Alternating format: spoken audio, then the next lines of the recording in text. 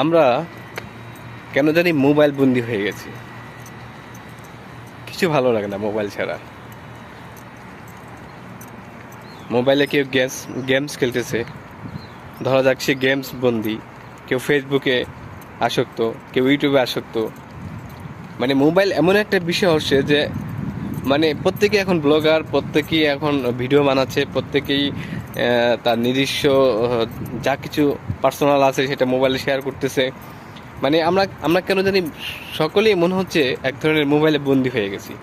হ্যাঁ, যে বলতেছে যে আপনারা বাচ্চাদেরকে মোবাইল দিবেন না, অথচ তার এই কথাগুলো মোবাইলে রেকর্ড হচ্ছে, ক্যামেরায় রেকর্ড হচ্ছে, তারপর আবার সেটা মোবাইলে আসতেছে, ইউটিউবে আসতেছে।